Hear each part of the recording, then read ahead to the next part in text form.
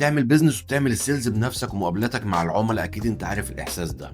نقعد مع العميل الدنيا بتبقى زي الفل في الميتنج والدنيا تمام جدا، خلاص هنقفل الديل يوم التلات الجاي، ويجي يوم التلات فص ملح وداب.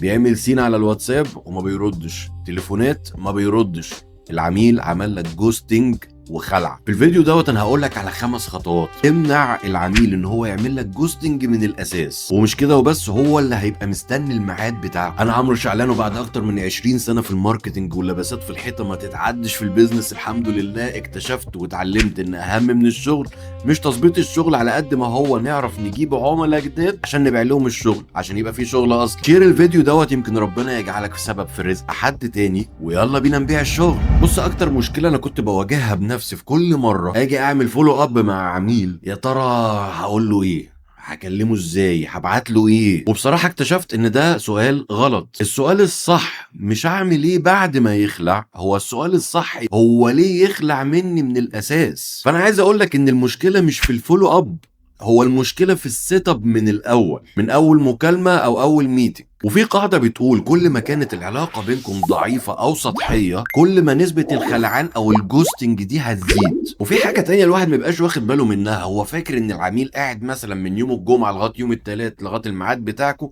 قاعد بيفكر فيكوا في الميتنج بتاعك. العميل عنده حياته وعياله وشغله ودنيته، أنت اللي مستنيه ليه؟ علشان أنت شغلك معتمد عليه، لكن مش العكس. فالطريقة الصح إن أنت تعمل بري فولو أب، يعني ما قبل الفولو اب. وده هيجيبنا لل5 خطوات بتوعنا. رقم 1، اسمع بجد. وفي اول ميتنج بالذات، علشان دوت انت مش بتعمل سيلز، انت بتجمع داتا. اسمع كويس واعرف هو عايز ايه بالظبط، قلقان من ايه، واهتماماته ايه. رقم 2، خلي الميعاد مثير واكسايت. ما تجيش تقول للعميل طب تمام احنا ان شاء الله نقعد مع بعض يوم الثلاث الجاي، ده ممل جدا. استخدم بقى الداتا اللي انت جمعتها في الخطوه رقم 1 وقول له مثلا بما انك قلت لي ان انت عايز توفر في الحته ديت، انا عملت لك شويه ريسيرش مخصوص ليك وهوريهولك ان شاء الله يوم الثلاث في ميعادنا اللي جاي، هيعجبك جدا وبيحل لك المشاكل 1 و2 و3. لازم يحس ان الميتنج اللي جاي دوت هو علشانه، مش علشان انت تبيع، لا هو علشانه وعشان تحل له المشاكل اللي عنده. رقم 3 بقى الريميندر، علشان انت مش محور الكون، العميل مش هو اللي مستنيك، العميل نسي، عنده مشاكل وعنده دنيته، ممكن ما يبقاش راجل منظم وعنده كالندر بتفكره بكل المواعيد. شغلتك بقى في خطوه رقم 2 ان انت تفكره قبل 48 ساعه وقبل 24 ساعه، ومش تقول له انا بفكرك بميعادنا، دي ضعيفه قوي. وده اللي هيجيبنا الرقم 4، الريميندر بتاعك الاخراني دوت بيبقى فيه التزام. يعني مثلا يا باشا انا شغال بقالي يومين على الجيم بلان بتاعتنا علشان نحل مشكله كذا وكذا وهتعجبك جدا،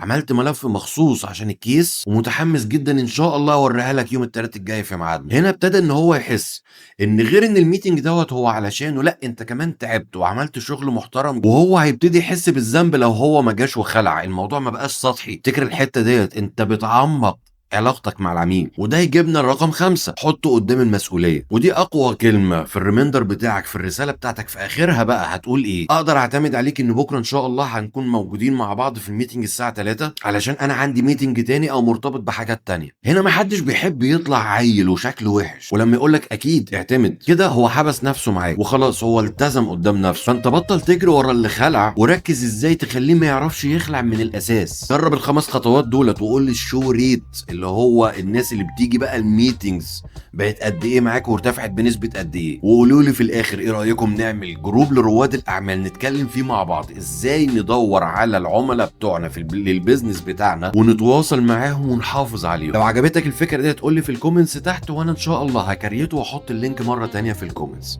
سلام.